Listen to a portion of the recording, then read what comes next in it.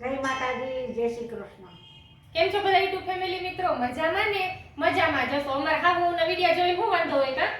મજામાં જ હોય ને, મજામાં જ રહેવાનું. આજે મમ્મી છે ને આપણે કંઈક નવું સંભળાવવાના છે. ધોળ સંભળાવવાના છે કા?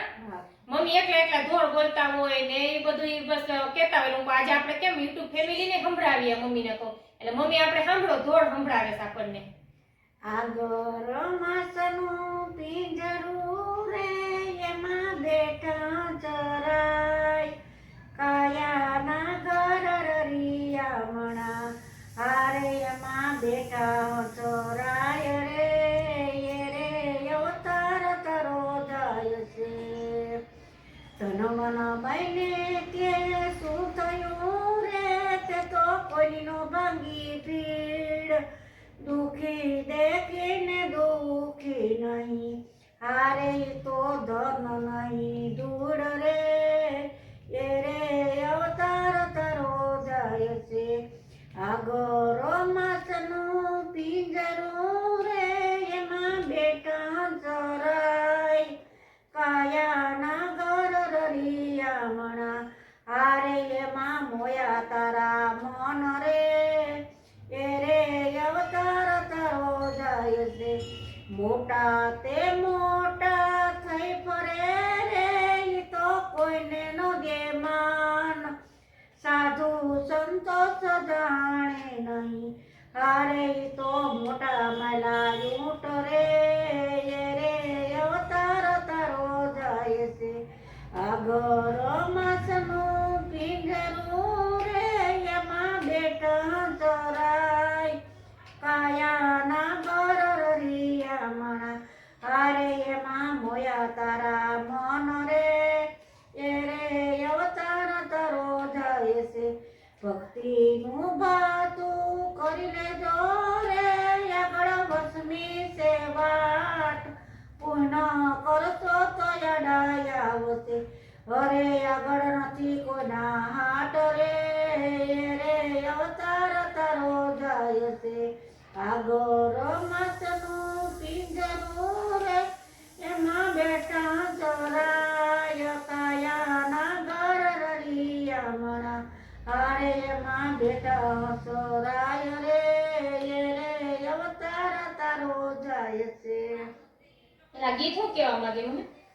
જો આગળ માસનું પિંજરું એટલે આગળ માસનું પિંજરું એટલે પિંજરું તો આમ એક જ જાતનું છે. માલિકો તો માસ ને આ તે ભેલું છે. ઈ તો એને જો ખોલે તો કોઈ પાણી ઊભું ન નો આ ઈ કોઈને કામનું નથી. કામનું નથી. મોટા તે મોટા થઈ પડે કોઈને નો દે માન મોટા માર્યા તો ઊંઢ કહેવાય. તો ઊંઢ તો ખુંધાથી મોટો હોય ને ઈ ધનવન બન્યા તે શું થયું રે કે કોઈની દુઃખમાં તે સહાય ન કરી ઈ ધન નો કહેવાય, ધૂળ કહેવાય એમ.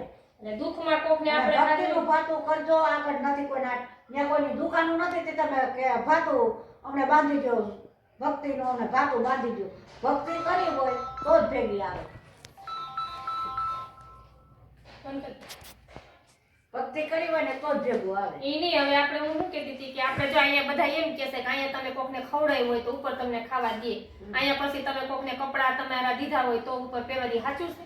એ તો ભગવાનને ખબર, આપણને તો કાંઈ ખબર નથી. માણસ કહે છે કે જો એમાં ધોરમાં આવે છે હું તઈ એક વખત ઈ ગાય કે કરાવ્યા હોય તો કરું રે મને આવડે છે એ ધોર પછી થોડાક દી પછી ઈ ગાય એમાં બધું આવે છે. એટલે એ બધા એમ કહેશે કે તમે જેવું અહીંયા કરો ને એવું તમારે ત્યાં મળે છે. હવે અહીંયા ઉપરથી તો કોઈ પાછું આવ્યું જ નથી એટલે કોઈને ખબર ન હોય. આ તો પુરાણી વસ્તુ છે, વાંચવામાં આવતી હોય એટલે ખબર પડે આપણને, બાકી આપણને કાંઈ ખબર પડે કેમ કે ભગવાન પાછા કોઈને તો કહેવાનું ન હું તો જો મારે તો રામાયણ મેં વાંચી છે. જૂનમાળામાં જૂની આજથી 100 વર્ષની રામાયણ હતી ને એ બાપાએ મને દીધી હતી, કોઈને નથી દીધી. બાપાએ 5 ભાઈઓમાં મને એમ કીધું કે આ રામાયણ તારી કીધે દીકરી ન હોય ને તે દી તું ડેમમાં પધરાવી દેજે, બાકી તારી ઘરેથી આરામ કોઈને દેતી નહીં.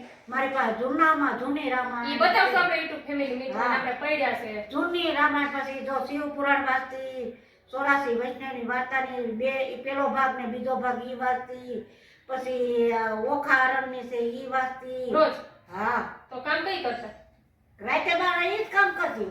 આખો દી કામ, રાતે વાંચવાનું ભગવાન. હા બસ તમને કહેતા ગાયત્રી ચાલીસા. ગાયત્રી ચાલીસા તો હું બધાને ખબર, 1:30 વાગે નાઈ લઉં અને 3:30 થાય તમારે ગાયત્રી ચાલીસા બધા પાઠ કરીને પૂરા કરતી. વટાણે તો બધે ભૂઈ જાય. બધાય જો 1:30 વાગે નાઈ ધોઈ કમ્પ્લીટ થઈ અને ગાયત્રી ચાલીસા વાંચું એટલે આમનું શાંત વાતાવરણ હોય ને એટલે આપણું એક ચિત્ત થાય ભગવાન હારે. ભગવાન સંભાળે. આપણું એક ચિત્ત થાય ને આપણું મન ક્યાંય દોડે નહીં.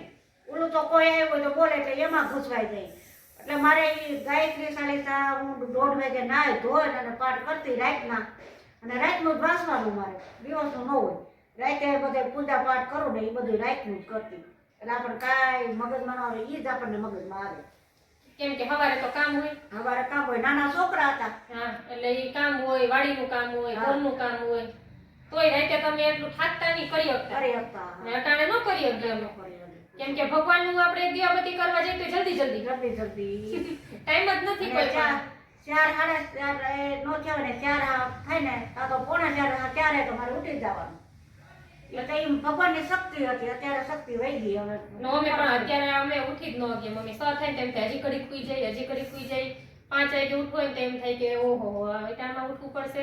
તો એ તો બધાય ઉઠતા વહેલા, ભલે મોડા હોય વહેલા હોય, પણ જો એમ જ કહેશે કે તમારે 10 વાગે સુઈ જાઓ અને મમ્મી તમે 4 વાગે ઉઠો ને તો એ 10 વાગે તમારું મગજ છે ને એને બધી કામ કરવાનો સમય આપણે આપવો પડે. હવે આપણે 1-2 વાગે સુઈ તો મગજ એનું તંત્રનું કામ કઈ કરે એટલે બધી સવારમાં બધાને ખીજવું ચડે ને કામ કરવામાં આળસ આવે ને હુકામ આવે. કેમ કે સમય નીંદર નથી થતી ને એટલે આ બધાનું એવું સેટિંગ છે.